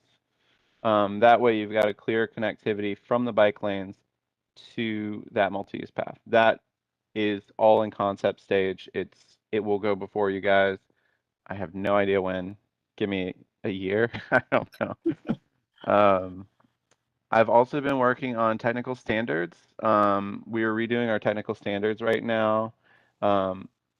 And I gave them feedback on getting bike lanes and multi-use paths in there. So right now we basically just we kind of reference the external design guidelines, like private developers, you have to build bike lanes as per AASHTO, or something like that. So we're referencing multiple design guidelines now, and we're going to actually have different cross sections for all the various types of bike lanes, which include buffered, protected, separated, two-way cycle track. We've got like a bunch of different options. So that that was on kind of a background thing that I don't even know if I got to tell y'all about, but or had a chance to. But that's going before Mayor and Commission at some point soon, and I've only done one review on that. So once we get the second round of stuff back, I'm going to bring that to y'all as well. That might be at the next meeting. I'll let you know though. Bike Friendly Community just came out with new criteria standards for the fall application. This is what's on there as need help with data collection. There's a lot, they're doing everything really data driven now. So there's a lot of stuff that we're going to need to collect. Luckily, we've got a full-time position now. Last time we applied for this was 2016, and we just had the hope of a lot of these things. Now we have a lot of actual on the ground things and just like momentum. So the goal is no matter what, we need to meet that deadline. I think it's in September. And that will allow us, so our bike friendly BFC status of bronze was supposed to expire in 2020. Because of COVID, they extended that until after COVID. And then partway through 2021, I think last summer, they decided, okay, this is going to be the last applications we take for now. And that's around the time I was starting. And then they were like, all current statuses will be held through until we get the new standards up. And so now they have the new standards up. It really focuses a lot on equity. And they actually had a really great definition of equity that I took a screenshot of. And I'm just going to read it.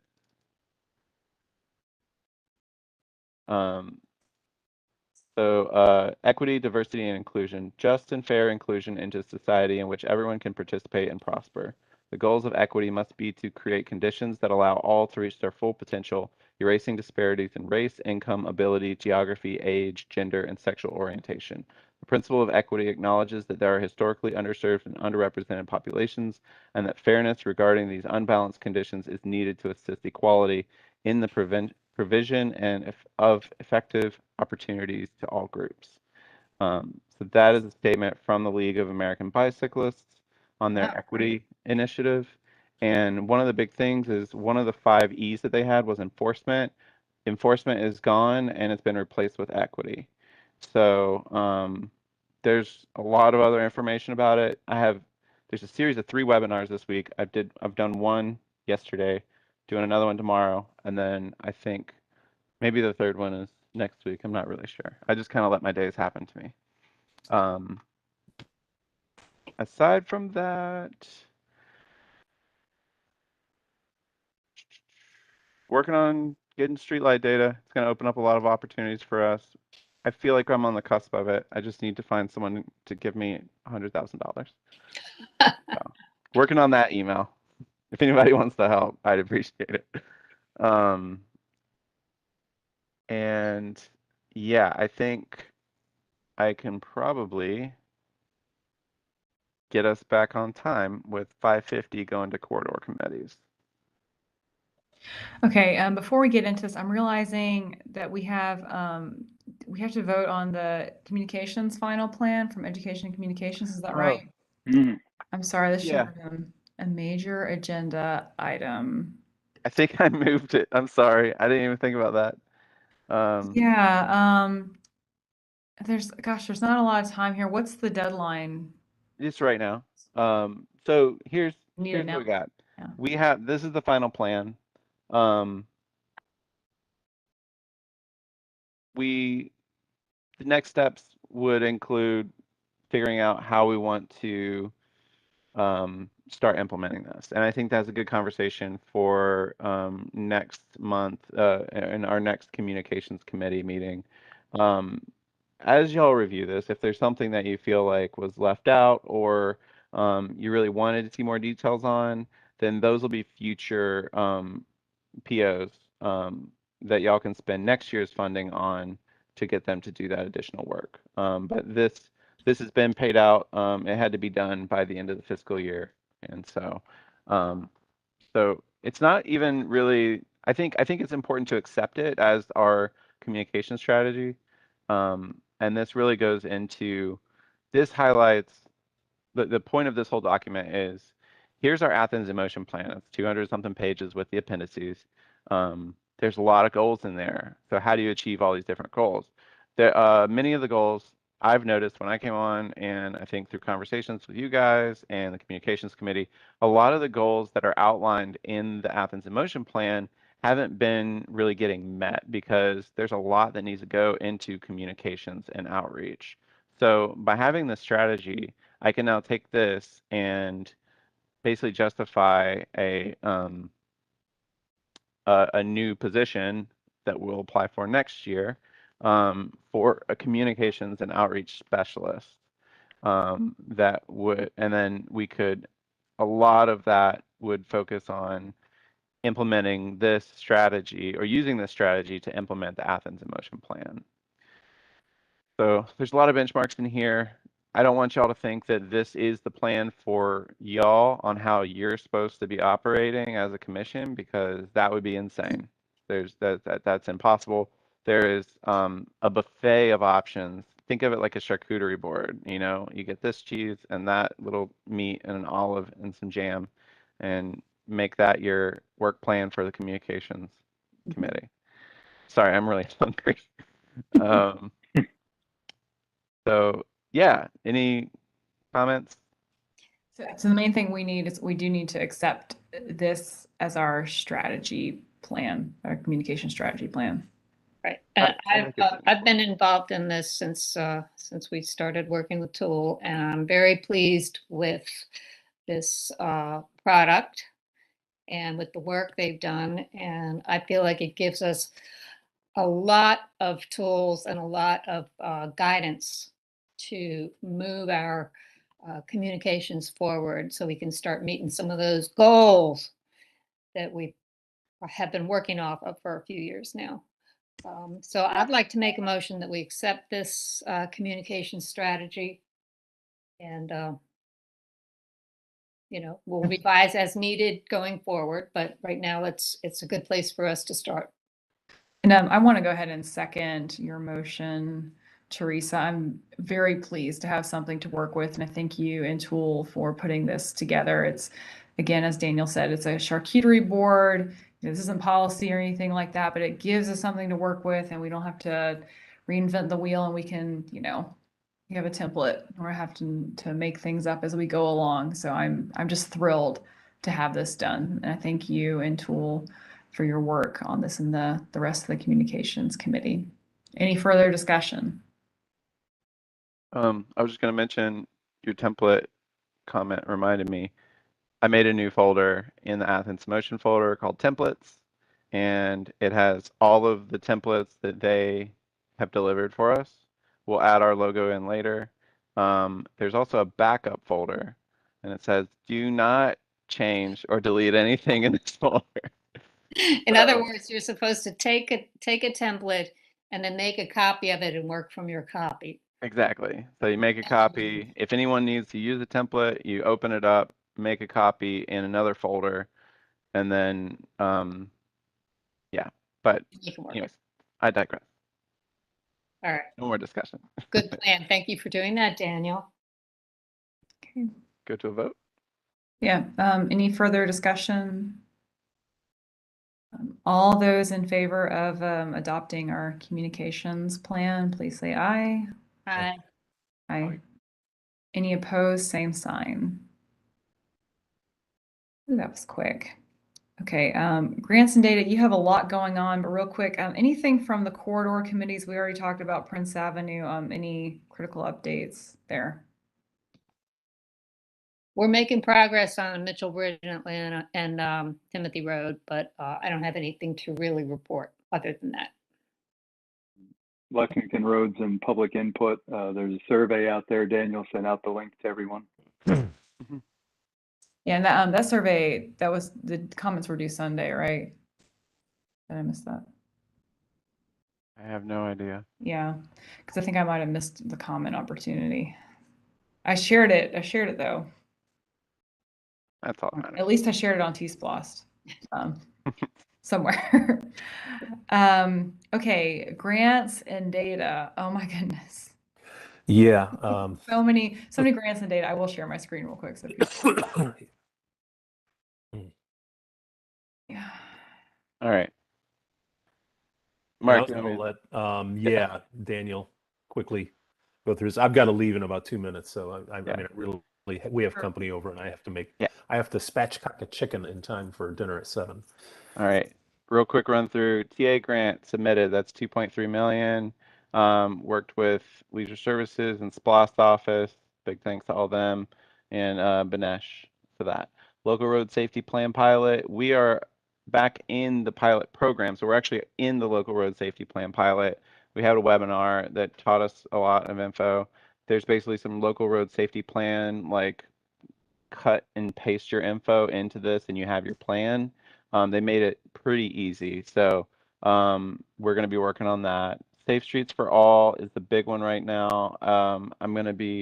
That's $30 million that we're applying for, 20 million for tier 1 projects, 5 for sidewalk gap program, 4 for intersection.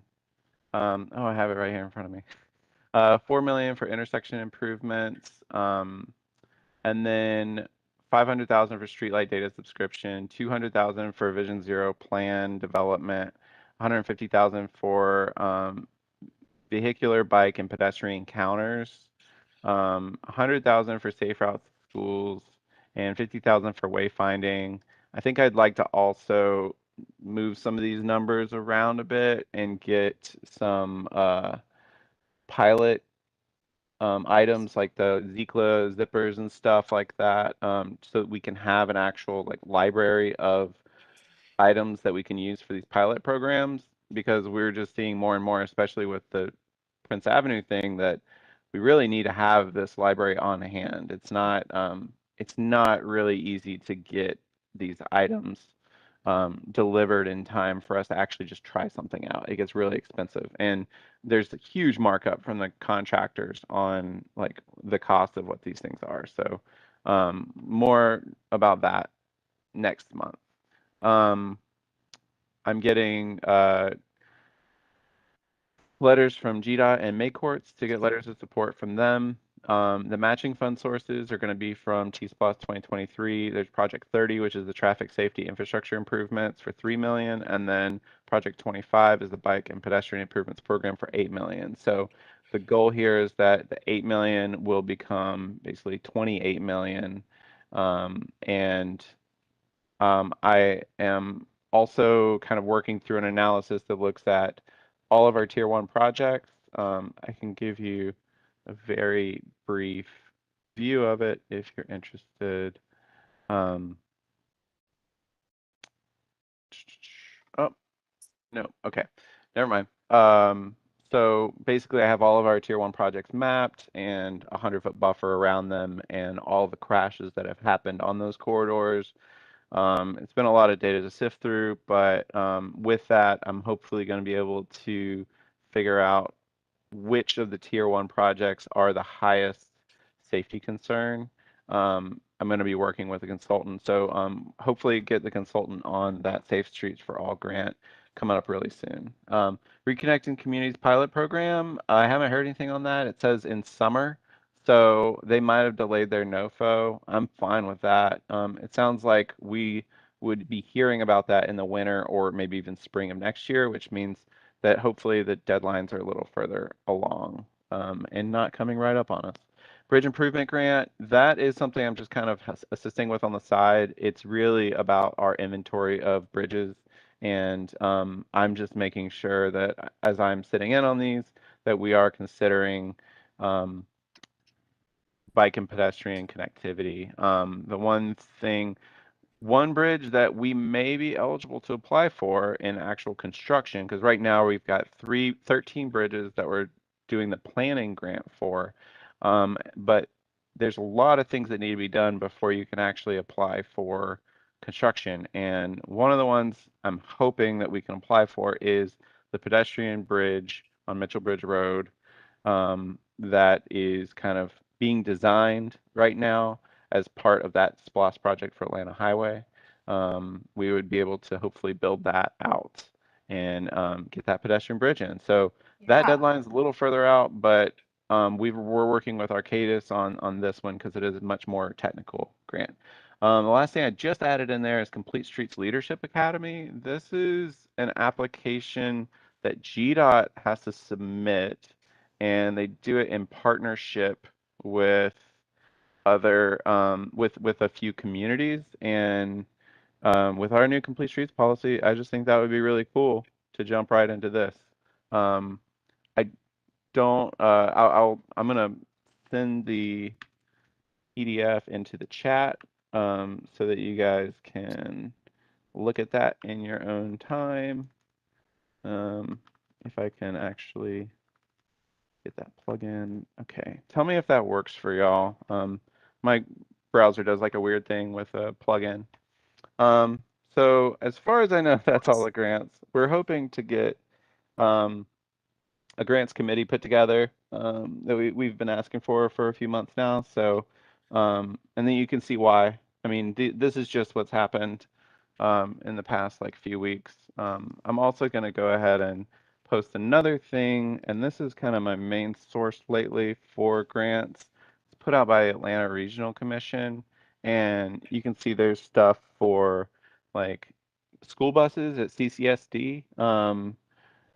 That like for alternative fuel buses, I believe EV school buses. Yeah, clean school bus program. It's $5 billion.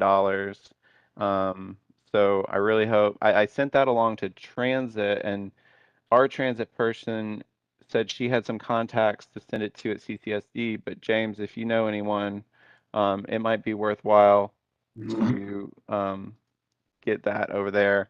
If you look at that second link from atlantaregional.org, it's in that list. So if you guys want to set this as your homepage, and every morning as you drink your coffee, you go through all the new grants, there's stuff in here that UGA would be eligible for. And I've just Wow. been trying to send out stuff as much as possible. And yeah, it's a lot. Very intense. The last thing there, the data set, we don't really need to talk much about that. I'm working on all these things that I'm really hoping we'll be able to get them together in time for our application.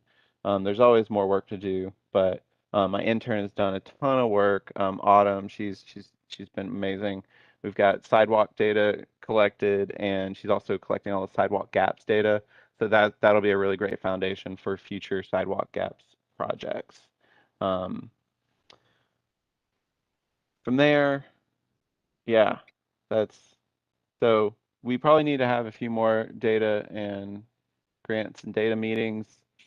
I don't know if we can just make every single one an official, like if we're just working on filling out the data or like having a work meeting, then I don't think, no decisions are being made there. It's just getting work done. So Yeah. I'm okay with those continuing to be virtual, Mark. Yeah. Yeah. Okay. That's, Anything else from that? yeah, I can go ahead and speak to that next one too. Okay. Ordinance revisions. I went through the list. I found 4 that I think we could probably move forward on. We'll talk about that at our next policy and projects meeting. Not to take your thunder, but I thought you might be glad to hear that, Randy. Wait, Cool. Yeah. Um, Okay, think that's can it. I just say, we're gonna have a education communications meeting on the 12th of July, is that correct?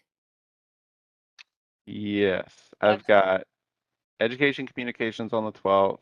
I've got grants and data on the 5th, next Tuesday. I've got policy and projects on Thursday, the 21st. The plan for these was that these were going to be our new standing meetings. We'll talk in each of those to see if in-person is going to work at those same time slots. And I'll go ahead and send out a new thing for whenever in-person does come back, whatever date that is. Yeah. What times would work for everyone, because I want to make sure that So the other thing is we're gonna have to find the space. I got space taken care of. I got people. You do? You're on it, I got Daniel. Thank I you. know like 4 or 5 secret places. Okay. Helps having someone So, who's been on the inside for a while. yeah.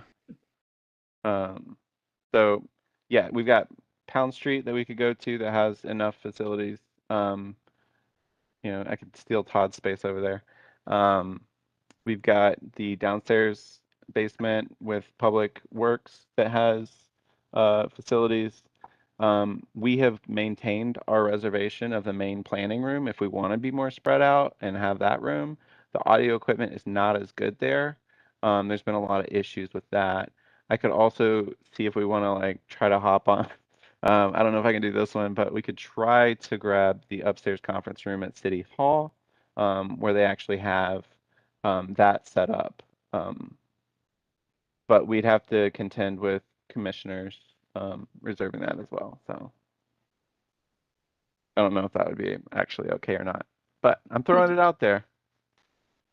All right. Any other updates from committees? Blaine, anything from you, GA? No, I mean, we've got a lot of construction going on this summer. Yeah. And recently I have been happy with architect's office has been really great about creating pedestrian pathways around some of the construction because there's a lot of roads that are closed right now.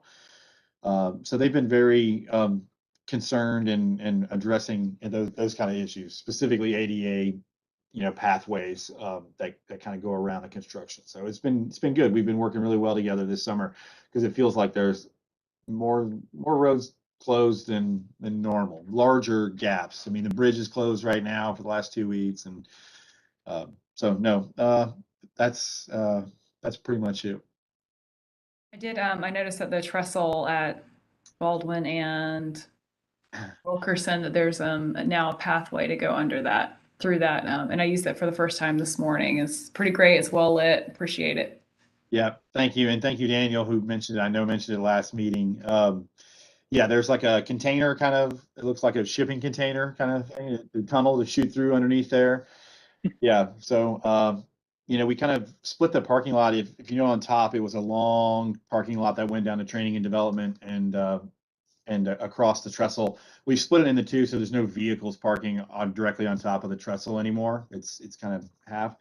I'm not sure what the plan is right now for it, to keep it up or tear it down or what they're doing. I've heard multiple things about what might happen to it or when it might happen, but right now there's no movement, except for that you can get through there underneath it now. Thanks.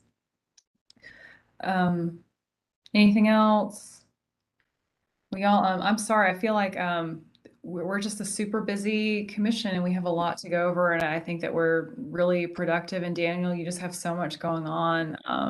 I think all the conversation we've had has been fruitful, and it's hard to squeeze it in. So I might, heads up, I might start increasing our meeting times because I just feel like we're really, really rushed. So it might increase it. I feel like we can, even with us being rushed, we can go to 6:15, and maybe we just kind of like load our voting stuff in a certain block. That way, if people do need to dial out, that they can, and I'll understand that. Or So, should we do Daniel, less? Is that something that anyone wants to do? do less? I mean, yeah, Daniel, you should talk with your supervisor. Talk with Steven about that. Yeah. It's a lot. And I mean, Greenway meets for 2 hours, but Planning Commission, I don't know how long their meetings are. They're probably like 10 hours or something. So there's a range. Thanks for staying on as long as y'all can. Yeah, be on the lookout for discussion from me about whether we increase our meeting time. And thank you for being such a productive commission. It's such a privilege to work with y'all. So our next meeting, special call meeting, is July 14th, 4 p.m. And Daniel, you're going to send out invites, if you haven't done so already, for grants and data on the July 5th, education and communications on July 12th. Those are both Tuesday, and then policy and projects on Thursday, July 21st. And then our next full committee meeting is July 26th, 4 p.m. Hopefully we'll have a Greenway person at that time, a new Greenway person. Yeah. Hopefully. Okay. Thank you all for your hard work. I will now adjourn this meeting Good without your night. consent. Yeah. Well, happy 4th of Everyone. July. Bye. Stay safe.